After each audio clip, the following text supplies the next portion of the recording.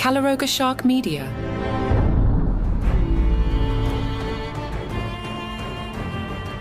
Hey there, fellow Dragon Riders! This is Journey Joe Mitchell coming at you from the cozy confines of the TV basement. Today we're diving into episode 5 of House of the Dragon's second season, and boy oh boy was this one a slog. Now don't get me wrong, I love me some Westeros. I've been invested in this world since Game of Thrones first hit our screens. But this episode, it felt like watching paint dry on dragon scales. Let's start with the action, and I use that term loosely. Most of this episode was just people talking in rooms, and not even exciting talking. We've got Rhaenyra on Dragonstone, surrounded by her council, basically just rehashing plans we've already heard. I get it. War strategy is important, but do we need to see every single meeting? Then we've got Daymon over at Harrenhal doing, well, not much of anything. Matt Smith is a fantastic actor, but even he can't make chopping wood interesting for more than a few seconds. And those weird dream sequences with his mother? I'm all for exploring a character's psyche, but this felt more like filler than anything substantial. Speaking of filler, let's talk about Corlys on Driftmark. I love me some Steve Toussaint, but watching him mope around for half the episode was about as exciting as watching seaweed grow. I get it, he's grieving, but this is a show about dragons and war. Pick up the pace, Sea Snake. Now, I will say, there were a few moments that piqued my interest. Aemond taking control in King's Landing could be interesting if they actually do something with it. And Jacaerys treating with the phrase? That's some classic Westeros politicking right there. But these bright spots were few and far between. And can we talk about the pacing?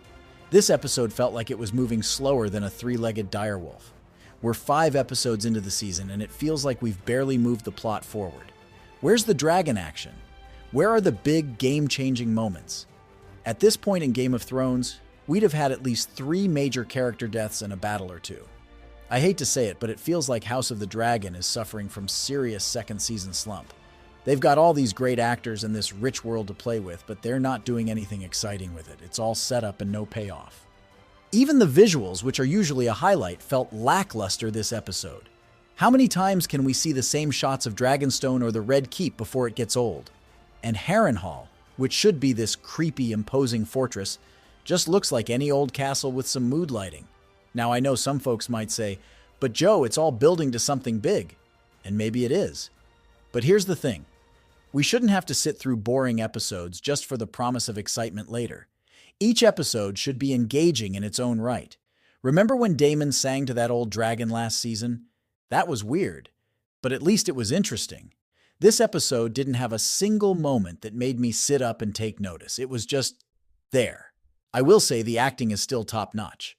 Emma Darcy continues to kill it as Rhaenyra, even if she's not given much to do. And Olivia Cooke as Alicent? She can convey more with a single look than some actors can with a whole monologue. It's just a shame they're not given material worthy of their talents.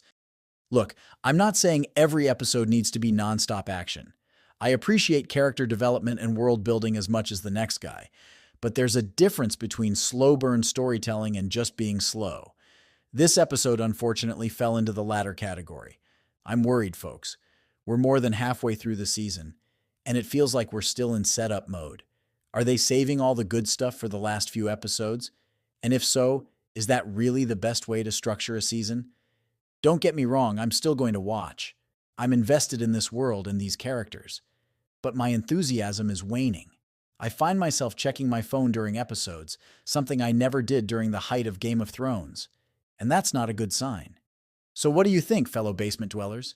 Am I being too harsh? Did you find hidden depths in this episode that I missed? Or are you, like me, starting to feel the dragon fatigue? That's all for now, Targaryen enthusiasts. Until next time, keep your dragons fed and your expectations low. This is Journey Joe Mitchell, signing off from the TV basement, hoping next week brings us something, anything, more exciting than Daymon's wood-chopping skills.